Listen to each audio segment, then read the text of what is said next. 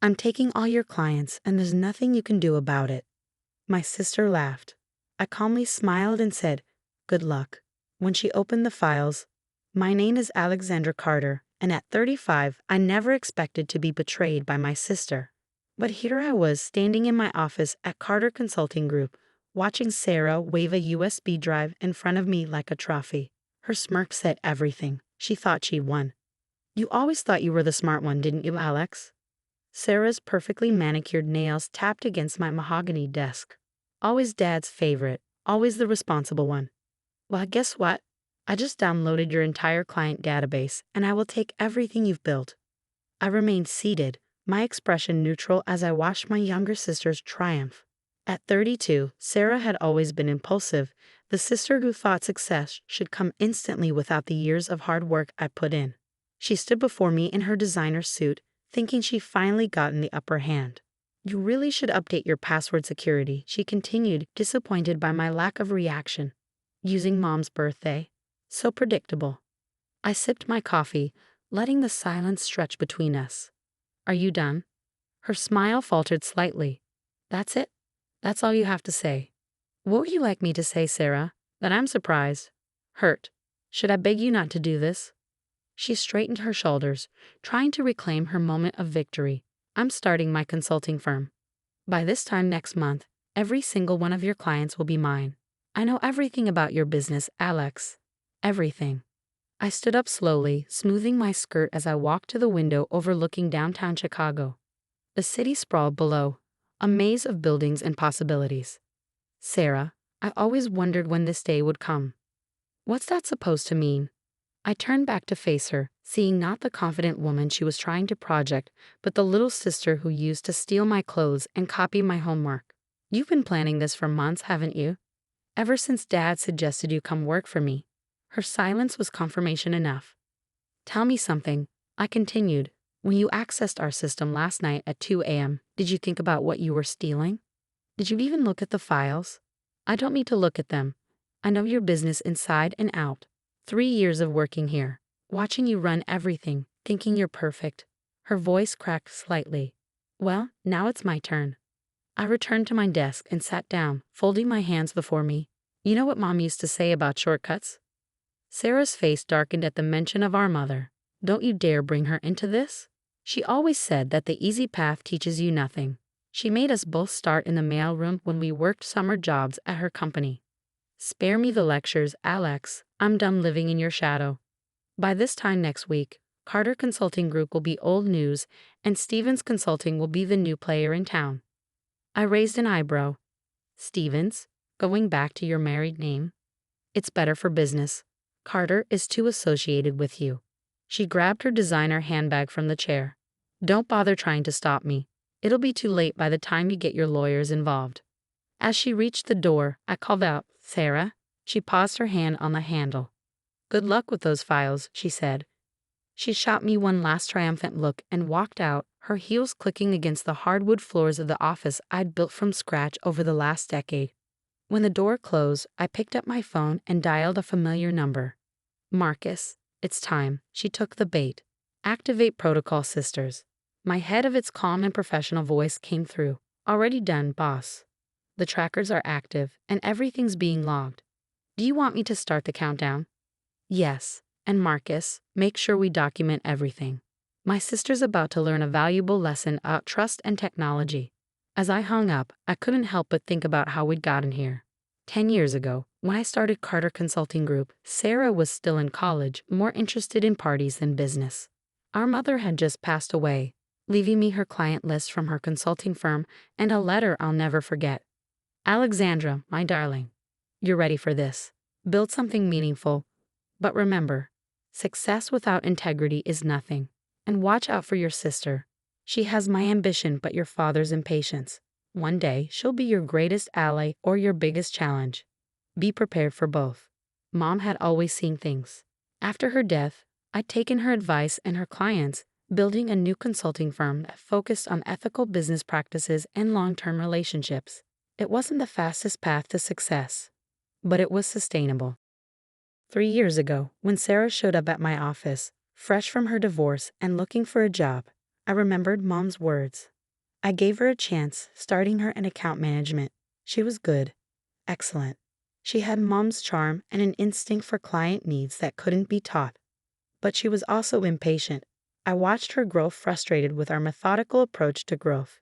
She wanted shortcuts, quick wins, and instant success. During meetings, she argued for aggressive expansion, riskier strategies, or anything to speed up the process. We could double our client base in 6 months if you just take some risks, she'd say, her eyes bright with ambition. Business isn't about speed, Sarah. It's about building something that lasts. She'd roll her eyes, just like she did when we were kids, and I tried to teach her the right way to do things. You sound just like Mom. 6 months ago, I noticed small changes in her behavior. She started staying late at the office, asking detailed questions about our security protocols, and suddenly showing interest in our infrastructure. To anyone else, this might have looked like professional development. To me, it was a warning sign. That's when I called Marcus. Boss, want me to revoke her access? He'd asked when I shared my concerns. No, I replied, remembering Mom's lessons about playing the long game. Let's give her exactly what she wants, but let's make sure we're ready. Together, we created Protocol Sisters, an elaborate system of fake files, trackers, and digital breadcrumbs. Every time Sarah accessed our system after hours, we knew. Every file she copied was tagged, and every client contact she downloaded was marked. And now, as she walked out of my office thinking she'd won, the actual plan was just beginning. I pulled up my email and sent a company-wide message. Team meeting in 30 minutes. Conference room A, mandatory attendance. As responses flooded in, I opened my drawer and took out Mom's letter, running my fingers over her familiar handwriting. Success without integrity is nothing. Sarah was about to learn that lesson the hard way. The next hour would be crucial. Sarah would rush to her new office, eager to contact our clients. She'd open those files, ready to begin her hostile takeover, only to find. My phone buzzed with a text from Marcus. She's accessing the files now. Do you want me to stream it to your screen? I smiled, thinking about the expression on my sister's face right now. No need.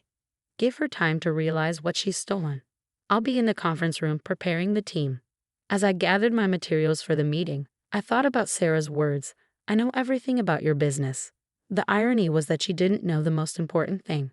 That her big sister had learned a lot from watching our mother run her company. The most valuable lesson: always be 3 steps ahead. The conference room filled quickly, my team of 30 taking their seats with curious expressions. These people weren't just employees but carefully chosen professionals who shared my vision of ethical business practices. Many of them had worked with my mother before me. As some of you may have noticed, I began, standing at the head of the table. Sarah Stevens, formerly Carter, has just resigned from her position. Rather dramatically, I might add. Murmurs rippled through the room. Everyone knew Sarah, her ambition, charm, and impatience with our methodical approach. What I'm about to share with you requires absolute discretion. Sarah didn't just resign, she stole what she believes to be our entire client database and plans to use it to start a competing firm. Gasps and angry mutters filled the room. Linda, our senior account manager who'd been with me since day one, spoke up. But that's illegal. We should call the police. I held up my hand. We're going to handle this differently, because what Sarah stole isn't quite what she thinks it is. Understanding dawned on some faces, particularly those with the company longest. They knew how I operated, always preparing, always protecting, just like Mom taught me. For the next few weeks, we will proceed with business as usual. Our real clients are safely secured in our encrypted database. What Sarah has, I allowed myself a small smile. Well, she's about to learn a valuable lesson about trust and verification. As I outlined the plan to my team, I felt a mixture of sadness and determination. This wasn't how I wanted things to go with my sister. But sometimes, the hardest lessons are the most necessary ones. My phone buzzed again, another text from Marcus. Boss, she's tried opening the files 3 times now. Do you want me to send you the security footage from her new office? I declined again. I didn't need to see Sarah's face to know what was happening. The files she'd stolen, the ones she thought would give her instant success, were an elaborate setup. Each client contact was slightly wrong, email addresses with subtle typos, phone numbers with transposed digits, and company names with minor misspellings, just enough to make every attempt at contact fail. With each attempt, our system would log her actions, building a case that would protect us legally while teaching her the cost of betrayal. The meeting concluded with a clear strategy for the coming weeks. As my team filed out, Linda stayed behind. "Alex," she said softly, "I remember when your mother handled a similar situation with her former partner. She was just as calm as you are now." I smiled, thinking of Mom's steady hand at the helm of her company. "She taught me that business isn't just about profits, it's about principles." Sarah forgot that. Would she come back, do you think, when she realizes? I looked out the conference room window at the Chicago skyline, thinking about my sister and the long road ahead. That depends on what she learns from this. Sometimes the hardest falls teach us how to stand up stronger. As the day drew close, I sat in my office, watching the sunset over the city. My phone had been silent for hours. No angry calls from Sarah, no desperate messages. She was probably still trying to figure out what had gone wrong, too proud to admit defeat. But I knew my sister. The real storm was coming, and when it did, I had to be ready not just to weather it, but also to help her find her way back, if she chose to take that path. Mom echoed in my mind. She'll either be your greatest ally or your biggest challenge. Right now, she was the latter. But tomorrow? That would depend on what Sarah learned from her first real lesson in business ethics. I picked up my phone and typed a simple message to Marcus. Star phase 2. The response came immediately. "You sure, boss? Once we start, there's no going back." "I'm sure. Sometimes tough love is the only way." As I gathered my things to head home, I thought about Sarah sitting in her new office, realizing that her shortcut to success had led her straight into a dead end. It wasn't the end of her story or ours. It was just the beginning of a much more important lesson. Phase 2 would begin tomorrow, with it the real test of character for both of us. The morning sun streamed through my office windows as I reviewed Marcus's overnight report. Sarah had spent hours trying to access the corrupted files, making precisely 47 attempts to contact what she thought were our clients. Each attempt was meticulously logged in our system, creating an ironclad record of her actions. She finally gave up around 3 a.m., Marcus reported, his voice tinged with professional satisfaction and personal concern. "Want to see what she sent?" I nodded, and he pulled up an email on my screen. The message Sarah had drafted was intended to be professional and persuasive. "Dear client name, I'm reaching out regarding your consulting needs. As the former senior account manager at Carter Consulting Group, I'm excited to offer you superior service through my new venture, Stevens Consulting." The email was perfect, except for every single address it was sent to bounce back. Some immediately, others after a delay, creating a cascade of failure notifications throughout the night. "She's going to figure it out soon," Marcus warned. "The patterns of corruption in those files aren't random. Someone with her experience will eventually see the deliberate nature of the changes." "That's exactly what I'm counting on," I replied, thinking about phase 2 of our plan. "Has she tried re-accessing our system?" 3 times since midnight. Each attempt is more desperate than the last. "Want me to block her credentials completely?" I shook my head. "No, let her keep trying. Every attempt is more evidence of what she intended to do." Just then, my office door burst open. Sarah stood there, her usually perfect appearance showing signs of strain. Her designer suit was slightly wrinkled, her hair not quite as polished as usual, and her eyes blazed with a mixture of fury and desperation. "What did you do?" she demanded, storming toward my desk. I remained seated, maintaining my calm demeanor. "Good morning, Sarah. I see you've had a busy night. The files, they're all wrong. Every single one of them. This isn't funny, Alex. Fix it." "Fix what? The files you stole? The database you illegally accessed? Please be specific about which crime you'd like me to help you correct." Her face flushed. "Don't play games with me. You knew I would take those files. You set me up." I stood slowly, meeting her gaze. "Yes, I did. Just like I knew you'd been planning this betrayal for months. Did you think I wouldn't protect my company, our mother's legacy, from someone who clearly doesn't understand the value of trust?" "I understand plenty," she spat. "I understand that you've been holding me back, just like always, making me follow your precious protocols, your ethical guidelines, and your careful timelines." Some of us want to succeed in this lifetime, Alex. And how's that working out for you? I asked quietly. How many potential clients have you managed to contact with those stolen files? She flinched, and I knew the number was 0. Every email bounced, every phone number led nowhere, and every carefully crafted pitch had fallen into the digital void. You know what Mom would say about this? I continued. Don't you dare bring her into this again, Sarah warned, but her voice wavered. She would say that success built on betrayal is like a house built on sand. It might look impressive momentarily, but it won't stand. Save your metaphors, Sarah snapped. I want the real client list. Now. I walked to my window, looking out at the city we both loved, the business world we tried to conquer in our ways. No. No. That's it? Just no. That's right. No, but I will give you something else. A choice. She crossed her arms, suspicion evident in her expression. What kind of choice? Option 1. You continue down this path. Try to build your business on stolen data that doesn't work, face potential legal consequences for corporate espionage, and burn every bridge you have in this industry. Option 2. You learn from this. Learn what? That my sister is just as manipulative as everyone says? I turned back to face her. Learn that there are no shortcuts to success. Learn that trust, once broken, is harder to rebuild than any business. Learn what Mom tried to teach us both, that integrity matters more than quick profits. Sarah sank into one of my office chairs, the fight seemingly draining out of her. You've ruined everything. I invested all my savings in the new office space. I hired staff. I promised people things. You did all that before you even had a viable client base. Before you had proven your business model? That's exactly the kind of reckless behavior Mom warned us about. Not everyone can be perfect like you, Alex, she said bitterly. I'm not perfect, Sarah. I just understand that building something meaningful takes time. Remember when Mom started her company? She worked out of our garage for 2 years before she could afford a real office.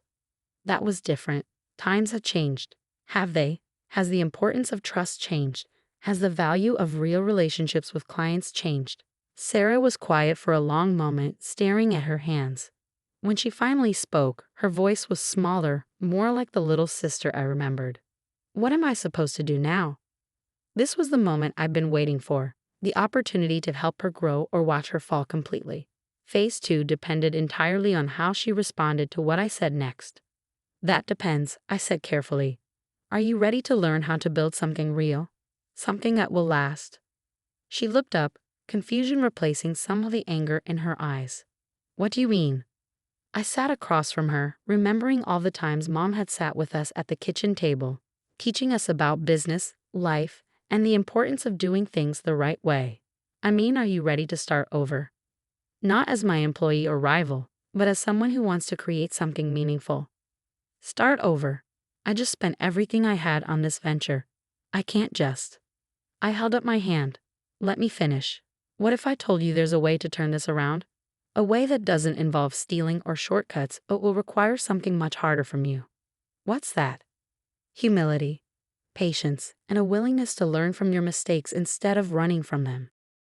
Sarah's eyes narrowed. Why would you help me after what I did? Why not just let me fail? I thought about Mom's letter, her warning that Sarah could be either my greatest ally or my biggest challenge. Because you're my sister, and because Mom believed in second chances, but only for those willing to earn them. What exactly are you proposing? I opened my laptop and turned it toward her. On the screen was a business plan, one I prepared weeks ago, knowing this day might come. This proposal for a new division of Carter Consulting, focusing on emerging technologies and startups. It needs someone ambitious, someone who understands both traditional consulting and modern business needs, someone willing to work hard and build something from the ground up. The right way this time. Sarah stared at the screen, then back at me. You want me to run this? After everything? No, I corrected her. I want you to earn the right to run this. It won't be easy. You'll start at the bottom, prove yourself, and learn every aspect of ethical business practices. And if you succeed, really succeed, then yes, this division could be yours. The silence that followed was heavy with possibility. I could see the wheels turning in Sarah's mind. The battle between her pride and ambition, her anger, and her need to prove herself. How long? She finally asked. 2 years minimum. No shortcuts, no special treatment. You'll work harder than you've ever worked before and do it under close supervision. Every step will be earned, every promotion justified. And if I refuse? I close the laptop slowly. Then those files you stole will be turned over to our lawyers, along with complete documentation of your corporate espionage attempt. Your choice. Sarah stood and walked to the window, her reflection showing the internal struggle playing out on her face. This moment would define not just her future, but our relationship as sisters. 2 years is a long time, she said finally. Building something worthwhile usually is. She turned back to me, and for the first time in years, I saw a glimpse of the sister I used to know. The one who would come to me for help with homework and looked up to me before competition and jealousy got in the way. When do I start? I allowed myself a small smile. That depends on what you do next. The following day, Sarah arrived at the office precisely 15 minutes early, wearing a simple black suit instead of her usual designer labels. She carried a notebook rather than her expensive leather portfolio, and the look in her eyes was different, more determined than defiant. "Where do I start?" she asked, standing in my office doorway. I gestured to a desk visible through the glass walls, a simple workstation in the open office, not the private office she'd occupied before. "That's your new space.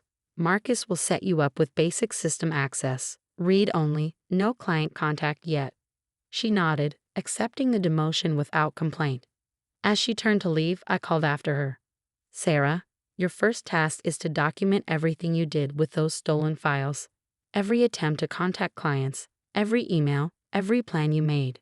Complete honesty, that's your baseline for moving forward." "Everything?" She hesitated. "Everything. You can't fix what you won't acknowledge." For the next week, I watched as Sarah immersed herself in the task.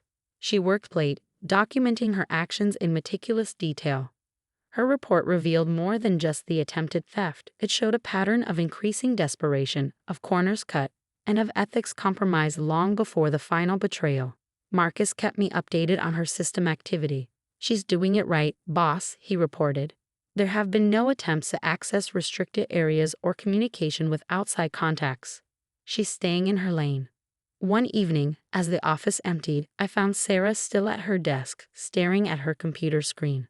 "It's almost 8, I said, stopping by her workstation. She looked up, exhaustion evident on her face. "I'm almost finished with the report.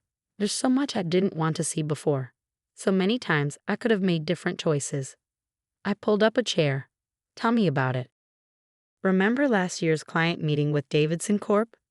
When their CFO mentioned those accounting irregularities?" I nodded, remembering how Sarah had glossed over the issue, pushing for a quick contract signing. "I knew something was wrong," she admitted. "But I was so focused on landing the big account, proving I could bring in major clients, I convinced myself it wasn't our problem to solve." "What would you do differently now?" She met my eyes steadily. "I'd report it, help them fix the issue before it becomes a larger problem." "That's what Mom would have done, isn't it?" "Yes, it is. And that's exactly what I did after you moved on to other accounts." Sarah's eyes widened. "You knew?" "Of course I knew. I've been cleaning up behind you for 3 years, Sarah. Every shortcut, every overlooked detail, every ethical gray area you danced around. I fixed it all. Because that's what Mom taught me to do. Protect the business and protect my sister, even from herself." Tears welled in her eyes. "Why did you ever say anything? Would you have listened? Or would you have seen it as another example of your big sister showing you up?" She wiped her eyes quickly. "I messed up, didn't I?" "Yes, you did. But you're fixing it now. That counts for something." The following month brought gradual changes. Sarah threw herself into learning every aspect of ethical business practices. She attended training sessions without complaint, took detailed notes during meetings, and started asking questions about proper procedures instead of looking for workarounds. One morning, Linda stopped by my office, closing the door behind her. "Your sister just caught a major error in the Johnson proposal," she said. "A discrepancy that could have cost us the account if it had gone through. Did she try to fix it herself?" Linda shook her head. "No, she brought it straight to me. Said she wanted to make sure we handled it through proper channels." I smiled. Progress. 3 months into Sarah's probationary period, I received an unexpected email from her. "Can we meet?" There's something I need to show you. She carried a familiar-looking journal when she came to my office that afternoon. I found Mom's old business diary, she said, placing it on my desk. I've been reading it every night. Did you know she almost lost everything in her 3rd year of business? I nodded. The Martinez account. A competitor tried to poach her biggest client. But instead of fighting dirty or giving up, she innovated. She created a new service model that made her indispensable to her clients. Sarah's eyes shone with newfound understanding. She built something better instead of tearing someone else down. That's right. Alex, I've been thinking about the new division you propose. The one for emerging technologies. What about it? She pulled out her notebook, opening to a carefully prepared presentation. I have some ideas, not shortcuts or quick fixes, but real innovations. Ways we could help startup clients build ethical foundations from the ground up. Would you be willing to look at them? I studied my sister's face, seeing not the arrogant woman who had tried to steal my client list, but someone new, or perhaps someone who'd been there all along, just waiting for the right moment to emerge. Show me, I said. For the next hour, Sarah walked me through her proposals. They were thoughtful, detailed, and most importantly, built on principles of sustainable growth and ethical business practices. This is good work, I admitted when she finished. Good. I've been studying Mom's approaches, combining them with what I've learned about modern startup challenges. I think there's a way to honor her legacy while adapting to current market needs. And you're willing to build this properly? No rushing, no cutting corners. She met my gaze firmly. I want to do it right this time, not just to prove myself to you, but also because I finally understand what Mom was trying to teach us. Success without integrity isn't success at all. After Sarah left, I pulled out Mom's letter again that evening. Your sister will either be your greatest ally or your biggest challenge, she'd written. Looking at Sarah's proposals spread across my desk, I wondered if maybe she could be both, if the challenge of helping her improve could make us both stronger. I picked up my phone and called Marcus. Start phase 3, I said. You sure? It's only been 3 months. I'm sure. She's ready for the next test. As I hung up, I looked at the family photo on my wall. Mom, Sarah, and me at the opening of Mom's first real office. We were all smiling, united in purpose and pride.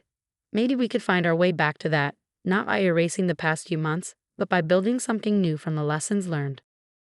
Phase 3 would show whether Sarah's changes were fundamental or just another performance. But I felt genuinely hopeful about the outcome for the first time since this all began.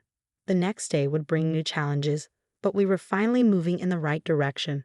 Together, just as Mom had always hoped we would be. 6 months after Sarah's attempted betrayal, Carter Consulting Group was hosting its annual client appreciation event. The venue, a rooftop garden overlooking Chicago's skyline, buzzed with conversation as clients, employees, and industry partners mingled under the early evening sky. Sarah stood at the entrance, greeting guests with a quiet confidence different from her old artificial charm. She wore a simple blue dress, Mom's favorite color, and the diamond earrings she gave her for her college graduation. Miss Stevens called out James Davidson, the CFO whose accounting irregularities Sarah had once ignored. Thank you for your help with our compliance review last month. Your attention to detail saved us from what could have been a serious issue. I watched from across the room as Sarah engaged with him professionally, with no trace of her former aggressive sales tactics. I'm glad we could help establish better protocols, she replied. Preventing problems is always better than fixing them later. My sister's transformation over the past 6 months has been remarkable. Phase 3 of our plan, gradually reintegrating her into client relationships while maintaining strict oversight, had revealed a new side of Sarah. Or perhaps it had uncovered who she'd always been beneath the desperation to prove herself.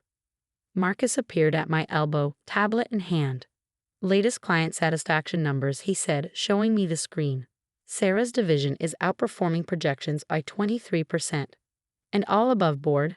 No shortcuts. He grinned. The opposite. She's implemented extra verification steps for all new client onboarding. Some of the team thought it was excessive, but she insisted on doing it right or not at all. I smiled, remembering Mom's exact words in her business diary. Do it right or not at all. There are no acceptable shortcuts in building trust. As the evening progressed, I went to the podium for the annual company address. The sunset painted the sky in shades of pink and gold, reminiscent of the views from Mom's old office. 20 years ago, I began. Our mother started this company with a simple principle: success and integrity are inseparable. Today, we're not just continuing that legacy but expanding it. I caught Sarah's eye in the crowd. She looked nervous, unaware of what was coming next.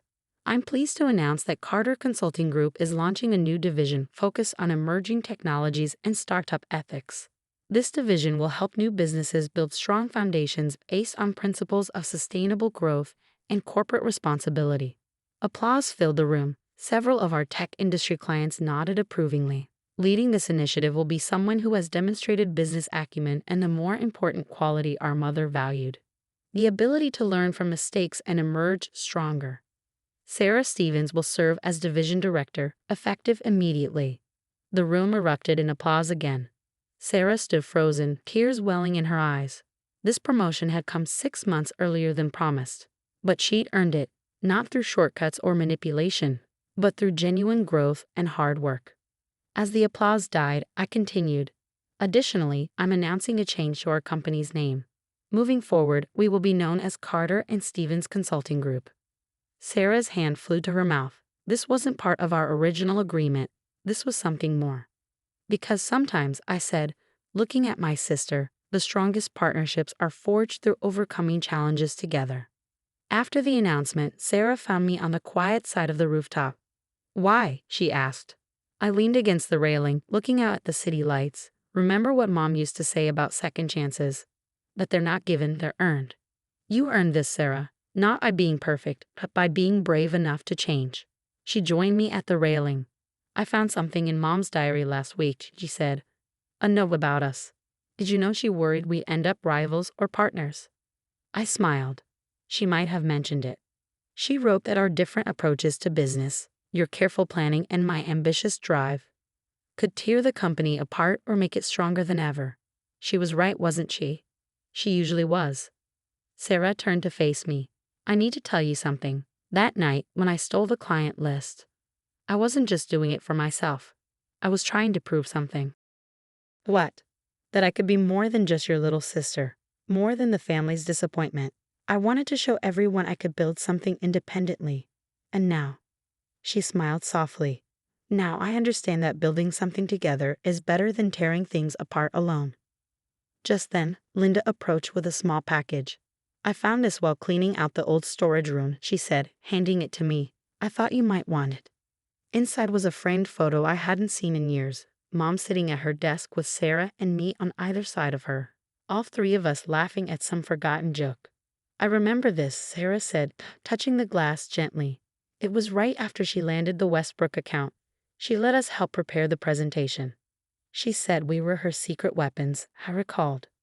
"You with your creative solutions and me with my attention to detail. We made a good team back then. We make a better one now." Sarah and I found ourselves alone on a rooftop as the party wound down. The city hummed below us, full of possibilities. "You know," Sarah said, "I never properly thanked you." "For what?" "For stopping me from making the biggest mistake of my life. Thank you for giving me a chance to fix things. For believing in me even when I didn't believe in myself." I thought about the past 6 months, the long hours Sarah had put in, the humble way she'd rebuilt trust with the team, and the innovative ideas she developed for helping startup clients establish ethical foundations. "Mom always said that true success isn't about winning," I replied. "It's about growing." She also said family is the hardest business of all, Sarah laughed. "But worth the investment." We stood in comfortable silence, watching the city lights twinkle. Tomorrow would bring new challenges, clients to advise, ethical dilemmas to navigate, and a growing company to lead. But for the first time since Mom's passing, it felt like we were truly carrying on her legacy, not just as business leaders, but as sisters. "Ready for tomorrow?" I asked. Sarah smiled, looking more like herself, her authentic self, than she had in years. "Ready for everything." As we left the rooftop, I thought about Mom's final words in her letter. "Remember, girls, the strongest foundations are built on forgiveness, trust, and the courage to begin again." Sarah and I had found that courage, rebuilt that trust, and in doing so, created something even stronger than before.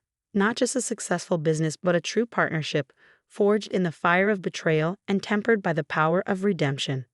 Carter and Stevens Consulting Group stood as a testament to that journey, a reminder that sometimes the most complex challenges lead to the most meaningful victories, and that it's never too late to choose a better path. Mom would have been proud.